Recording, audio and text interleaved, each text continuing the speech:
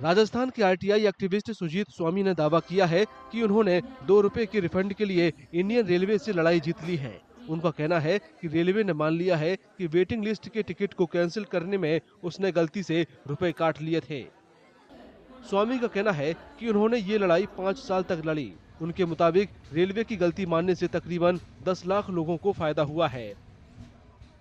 स्वामी का दावा है कि उनकी कोशिशों की वजह से रेलवे ने 2.43 करोड़ रुपए की रकम वापस करना शुरू कर दिया है।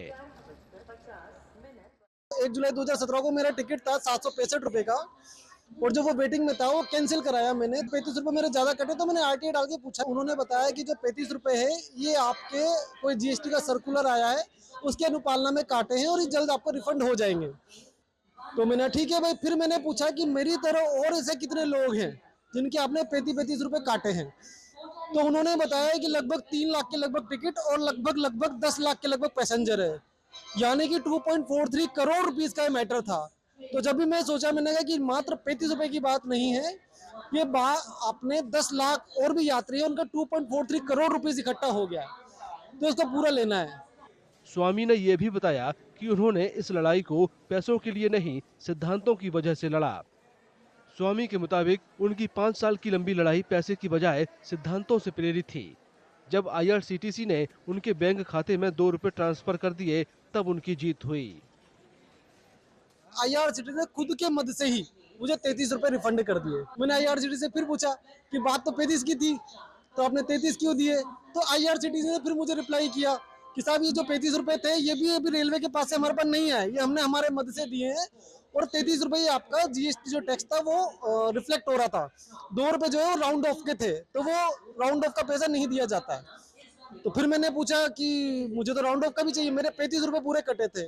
तो फिर 2 रुपए के चक्कर में वापस पूरी नोटशीट वगैरह आईआरसीटीसी ने चलाई।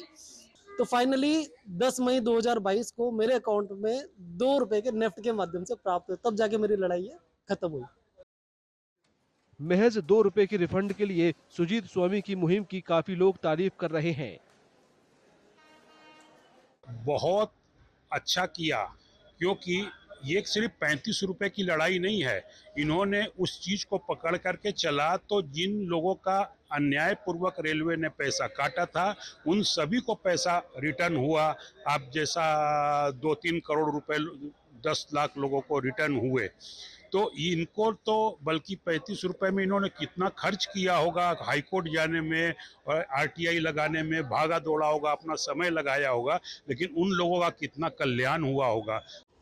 सुजीत स्वामी के बारे में लोगों का कहना है कि उनकी जीत उन लोगों के लिए प्रेरणा है जो सरकारी सिस्टम से आर्थिक नुकसान के मामले में परेशान होकर खुद को ठगा हुआ सा महसूस करते हैं।